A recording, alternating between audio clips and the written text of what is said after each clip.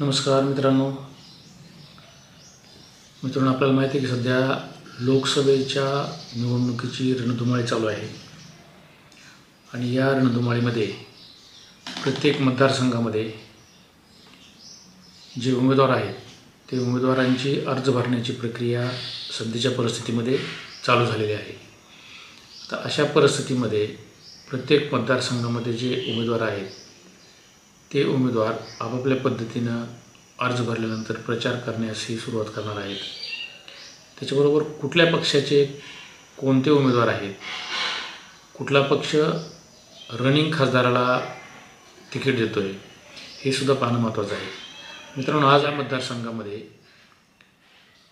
सध्याचे रनिंग खासदार जे आहेत ते ओमराजे निंबाळकर हे रनिंग खासदार आहेत आणि त्यांनाच उभाटा गटाने तिकीट जाहीर केलेलं आहे. त्याचबरोबर महायुतीतर्फे या मतदारसंघामध्ये भाजपाच्या आमदाराच्या पत्नी म्हणजे राणा जगजितसिंह पाटील यांच्या पत्नी अर्चनाताई पाटील यांनी राष्ट्रवादी काँग्रेसमध्ये प्रवेश करून तिकीट मिळवलेलं आहे. त्याचबरोबर बार्शी मतदारसंघामधील म्हणजे बार्शी विधानसभा मतदारसंघातील शिवसेना नेते जे पूर्वी शिवसेनेमध्ये होते त्यांनी बंडखोरी करून शिवसेनेला सोडचिठ्ठी देऊन वंचित बहुजन आघाडीतर्फे निवडणूक लढण्याची घोषणा केली की या लोकसभा मतदारसंघामध्ये 3 जिल्ह्याचा समावेश होतो. लातूर जिल्ह्यातील औसा मतदारसंघ, बार्शी, सोलापूर जिल्ह्यातील मतदारसंघ आणि उर्वरित पूर्ण धाराशिव जिल्हा म्हणजे हा धाराशिव लोकसभा मतदारसंघ तयार झालेला आहे. आता या मतदारसंघाचं पक्षीय बलाबल किंवा आमदारांची परिस्थिती किंवा रनिंग आमदार जे आहेत त्यांची परिस्थिती जर पाहिली तर त्यामध्ये आपल्याला धाराशिव कळंब मतदारसंघ जो आहे विधानसभेचा, यामध्ये उभाटा गटाचे कैलास पाटील हे आमदार आहेत. उमरगा लोहारामधून ज्ञानराज चौगुले हे शिवसेनेचे म्हणजे शिंदे गटाचे आमदार आहेत. परांडा मतदारसंघातून आरोग्यमंत्री डॉक्टर तानाजीराव सावंत हे आमदार आहेत. तुळजापूर मतदारसंघामधून भाजपाचे राणा जगजितसिंह पाटील आमदार आहेत. बार्शी मतदारसंघामधून राजाभाऊ राऊत म्हणजे राजेंद्र राऊत हे अपक्ष आमदार पण ज्यांना भाजपनं पुरस्कृत केलेलं असे हे आमदार आहेत. त्याचबरोबर औसा जो लातूर जिल्ह्यातला विधानसभा मतदारसंघ आहे त्यामध्ये भाजपचे अभिमन्यू पवार हे विधानसभा आमदार आहेत. अशा परिस्थितीमध्ये पक्षीय बलाबल जर पाहिलं आपण तर यामध्ये आपल्याला दिसून येईल औसा, बार्शी, परांडा, उमरगा, तुळजापूर हे मतदारसंघ महायुतीच्या रनिंग आमदारांचे मतदारसंघ आहेत. म्हणजे या मतदारसंघामध्ये त्याच्या परिस्थितीमध्ये 3 उमेदवार हे घोषित झालेले आहेत. त्यामध्ये महाविकास आघाडीतर्फे रनिंग खासदार ओमराजे निंबाळकर, महायुतीतर्फे म्हणजे राष्ट्रवादी अजित गट पवार तर्फे उमेदवार जे आहेत अर्चना पाटील या उमेदवार आहेत. तर वंचित बहुजन आघाडीकडून भाऊसाहेब आंदळकर हे उमेदवार आहेत. सध्याच्या परिस्थितीमध्ये 3 उमेदवार आपल्या मतदारसंघामध्ये म्हणजे या धाराशिव मतदारसंघामध्ये जाहीर झालेले आहेत आणि त्यांची उमेदवारी जाहीर झालेली आहे. पण या मतदारसंघाचा आढावा जर घेतला तर या मतदारसंघामध्ये 19,74,445 एकूण मतदार आहेत. यामध्ये प्रत्येक मतदारसंघ वाईज आपण जर पाहिलं तर यामध्ये धाराशिव कळंब मतदारसंघामध्ये 3,61,458 मतदार आहेत. उमरगा लोहारा मतदारसंघ जर आपण पाहिला तर यामध्ये 3,09,041 मतदार आहेत. परांडा मतदारसंघ जर पाहिला तर यामध्ये 3,23,923 मतदार आहेत. तुळजापूरमध्ये 3,75,722 मतदार आहेत. बार्शी मतदारसंघामध्ये 3,17,472 मतदार आहेत. औसा मतदारसंघामध्ये 2,90,251 मतदार आहेत.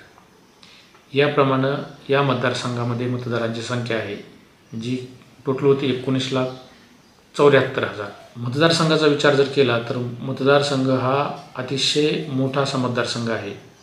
या निवडणुकीमध्ये जे उमेदवार आहेत त्या उमेदवारांना या मतदारसंघामध्ये फिरण्यासाठी किंवा प्रचार करण्यासाठी जो कालावधी आहे तो जास्त लागणार आहे, कारण मतदारसंघ 3 जिल्ह्याचा असल्यामुळे आणि मोठा मतदारसंघ असल्यामुळे या मतदारसंघामध्ये प्रचार करण्यासाठी जे उमेदवार आहेत त्या उमेदवारांना मोठ्या प्रमाणात धावाधाव करावं लागणार आहे.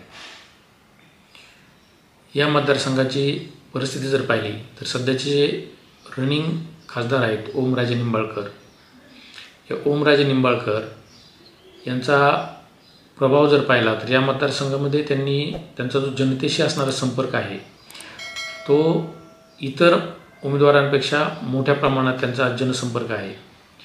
त्यांनी फोनद्वारे केलेली कामं ही बऱ्याच लोकांना किंवा जे मतदार आहेत त्या मतदारांना आकर्षित करून घेण्यासारखी अशी बरीच कामं त्यांनी फोनद्वारे केलेली आहेत. लोकांच्या लहान लहान अडचणी आहेत त्या लहान लहान अडचणी सोडवण्याचा त्यांनी मोठ्या प्रमाणात प्रयत्न केलेला आहे. त्यांचा दांडगा जो जनसंपर्क आहे या दांडग्या जनसंपर्कामुळे त्यांचं मोठं असं काम जरी नाही दिसलं तरी लहान लहान कामातून त्यांना मानणारा वर्ग जो आहे तो वर्ग मोठ्या प्रमाणात आहे. यामध्ये तरुण जे मतदार आहेत त्या मतदारांमध्ये रनिंग खासदार ओमराजे निंबाळकर यांची मोठ्या प्रमाणात क्रेज आहे. त्यांनी केलेली जी कामं आहेत ती केलेली कामं दिसत जरी नसली म्हणजे लोकांमध्ये ज्या गोष्टीची गरज आहे ती छोटी छोटी कामं मोठ्या प्रमाणात केलेली आहे. त्यामुळे लोकांचा मोठ्या प्रमाणात कल म्हणजे तरुण जे मतदार आहेत त्या मतदारांमध्ये त्यांची जी प्रसिद्धी आहे ती मोठ्या प्रमाणात आहे. याउलट अर्चना राणा जगजितसिंह पाटील यांचं काम जर आपण पाहिलं तर त्या माजी जिल्हा परिषद सदस्य आहेत, त्याचबरोबर त्या जिल्हा परिषदेच्या उपाध्यक्षही होत्या. त्याचबरोबर त्यांचे लेडीज क्लबच्या माध्यमातून त्यांनी मोठ्या प्रमाणात लेडीजच्या संपर्कात राहून कामं केलेली आहेत. तसंच त्याचबरोबर त्यांचे पती राणा जगजितसिंह पाटील हे विद्यमान भाजप आमदार असल्यामुळं त्यांनी जी कामं केलेली आहेत ती मोठ्या प्रमाणात आणि शेतकऱ्यांच्या हिताची जे काम होतं ते म्हणजे विमा.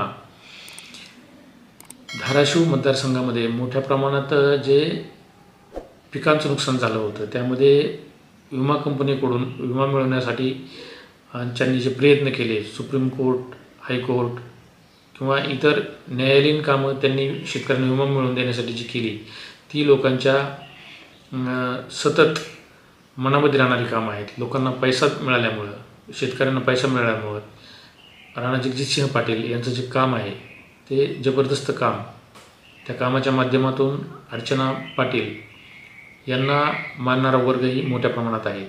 त्याचबरोबर अर्चना पाटील या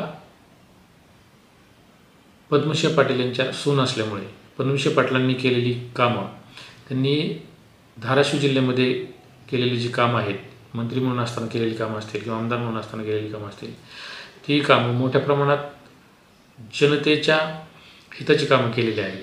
त्यांचा जो कामाची पद्धत होती किंवा त्यांची जी लोकांबरोबर अटॅचमेंट होती त्या अटॅचमेंटमुळं या अटॅचमेंटचा फायदा अर्चना पाटील यांना निवडणुकीमध्ये मोठ्या प्रमाणात होणार आहे. त्याचबरोबर धाराशिव लोकसभा मतदारसंघामध्ये महायुतीचे जे आमदार आहेत तुलनेने जास्त प्रमाणात महायुतीचे आमदार आहेत. केवळ धाराशिव कळंब मतदारसंघ जो आहे तो मतदारसंघ अर्चना पाटील यांच्या बाजूने नाही,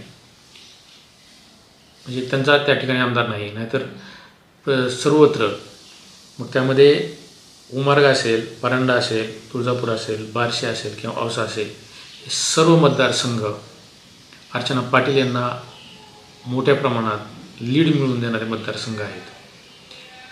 बार्शीचे जे आमदार आहेत राजेंद्र राऊत हे अपक्ष जरी असले तरी ते भाजप पुरस्कृत असल्यामुळं ते अर्चना पाटील यांचंच काम करणार आहेत.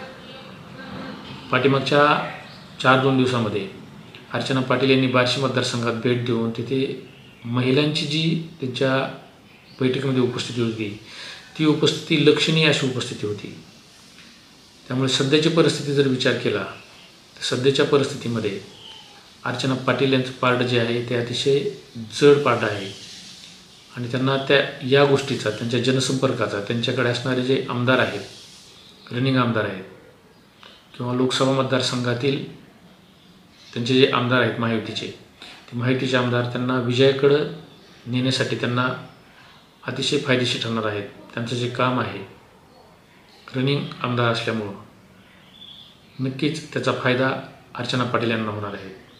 तसंच या ठिकाणी सगळ्यात महत्त्वाची गोष्ट म्हणजे बार्शीचे वंचित बहुजन आघाडीचे जे उमेदवार आहेत भाऊसाहेब आंदळकर यांनी यापूर्वी बार्शी तालुक्यामध्ये, बार्शी शहरामध्ये जे शिवसेनेमध्ये असताना जे काम केलेलं आहे, त्यांचाही जनसंपर्क दांडगा आहे, त्यांचे काम करण्याची धडाडीची पद्धत आहे. त्यामधून वंचित बहुजन आघाडीला मतदान मिळवण्यासाठी भाऊसाहेब आंदळकर यांचा मोठ्या प्रमाणात फायदा होणार आहे. या ठिकाणी वंचित बहुजन आघाडीला जे मतदान होईल ते मतदान या ठिकाणी रनिंग खासदार म्हणजे आता सध्याचे जे उमेदवार आहेत उभाटा गटाचे किंवा महाविकास आघाडीचे, ते भाऊसाहेब आंदळकरांची उमेदवारी या ओमराजे निंबाळकर यांना अडचणीत आणणारी ठरणारी आहे. त्यामुळं या ठिकाणी भाऊसाहेब आंदळकर वंचित आघाडीतर्फे किती प्रमाणात मतदान घेतात त्याच्यावर या निवडणुकीची किंवा या मतदारसंघातील परिस्थिती मोठ्या प्रमाणात अवलंबून असणार आहे. जर वंचित बहुजन आघाडीने मुस्लिम आणि मागासवर्गीयांची मतं मोठ्या प्रमाणात जर मिळवली तर त्याचा फटका निश्चितच दोन्हीही उमेदवारांना होणार आहे. म्हणजे ओमराजे निंबाळकर आणि अर्चना पाटील या दोघांनाही होणार आहे. आणि याचा जास्त फटका जो बसणार आहे तो महाविकास आघाडीचे जे उमेदवार आहेत ओमराजे निंबाळकर यांना मोठ्या प्रमाणात फटका बसणार आहे. कारण महाविकास आघाडीमध्ये काँग्रेस, शरद पवार गट राष्ट्रवादी आणि उभाटा यांच्याकडे जी मतं जाणार होती तीच मतं मोठ्या प्रमाणात वंचित बहुजन आघाडीकडे जाणार आहेत. तसंच या ठिकाणी विचार करण्यासारखी दुसरी एक गोष्ट म्हणजे राणा जगजितसिंह पाटील यांचा जो दांडगा जनसंपर्क आहे त्या माध्यमातून त्यांच्याकडं जे चिन्ह आहे घड्याळ, हे चिन्ह जनमानसात पोचलेलं चिन्ह आहे. ओमराजे निंबाळकर असतील किंवा आंदळकर असतील यांचे जे चिन्ह आहेत ते जनमानसामध्ये माहीत नाहीत, जनमानसापर्यंत पोचलेली चिन्ह नाहीत.